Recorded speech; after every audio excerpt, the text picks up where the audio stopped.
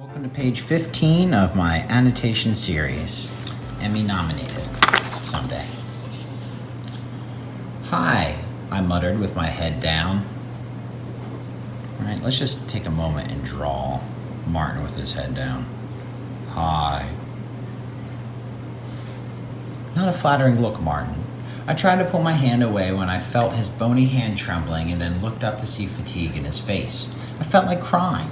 I couldn't think of anything to say, so I picked up Grandpa's suitcase, took his arm, and guided him up the driveway to our house.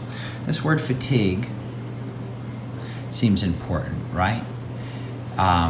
It means exhausted, but it also has a connotation, there's that word again. It's more clinical. It sounds like something that a doctor would say. And it gives me an idea like he's feeling fatigue. What's wrong here? I'm concerned. Mom was standing on the steps. I don't know how long she'd been watching, but her hand was over her mouth. And she looked as if she couldn't believe what she saw. Then she ran to us. So for her, this seems to be a pretty big moment, right? When people put their hand over their mouth, right?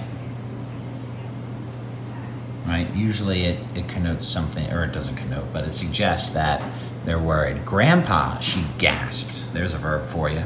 How in the world did you get here? She checked her move to embrace. Here's a cultural moment. Some people like the hug from the jump. Some people think that it's a breach in posterity. Another way to say it is that it's impolite, right? So we have some cultural tension between presumably the suburb that they live in versus the reservation Grandpa hails from. I remember that such a display of affection is unseemly to the Lakota and would have embarrassed him. That word unseemly, right? We don't hear it fairly frequently, meaning that it's particularly out of bounds, like laughing at a funeral or something like that, if a joke hasn't been told, right? It's almost like a scandal, right? To the Lakota would have embarrassed him. How, Marie, he said. Oh. There's a word you don't hear every day. He said as he shook Mom's hand. She smiled and took his other arm. As we supported him up the steps, the door banged open and Cheryl came bursting out of the house. She was all smiles and was so obviously glad to see Grandpa that I was ashamed of how I felt, right? Mom was alarmed, Martin was embarrassment, and Cheryl is that contrast, right? It contrasts the narrator. And that difference between the two shows us that he really ought to be ashamed. Come on now. Grandpa, she yelled. You came to see us. Grandpa smiled, and Mom and I let go of him as he stretched out his arms to my 10-year-old sister, who was still young enough to be hugged. Winkinkala, there's another traditional word, right? Tradition versus the way that the family's living in Iowa. Something to bear in mind. He greeted her and then collapsed. Oof. He had fainted. Mom and I carried him into her sewing room where we had a spare bed. After we had Grandpa on the bed, Mom stood there patting his shoulder. You make Grandpa comfortable, Martin, she decided, while I call the doctor. I reluctantly moved to the bed. I knew Grandpa wouldn't want to have Mom undress him, but I didn't want to either, right? Here there are these gender norms, or gendered expectations. Women and men can do and cannot do or should not do particular things according to this culture. He was so skinny and frail that his coat slipped off easily, and when I loosened his tie and opened his shirt collar, I felt a small leather pouch that hung from those around his neck. Well, I'm thinking, pouch?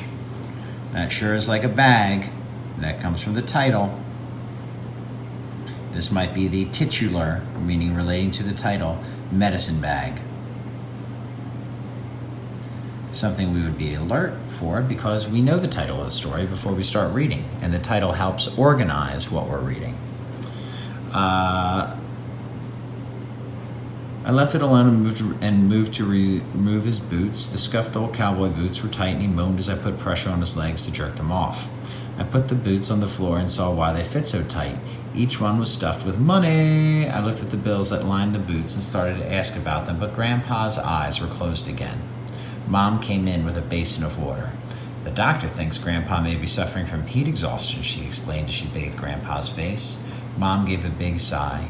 Oh, Martin, how do you suppose he got here, right? Well, this is the mom's Lakota culture shining through. We found out after the doctor's visit. Grandpa was angrily sitting up in bed while Mom tried to feed him some soup.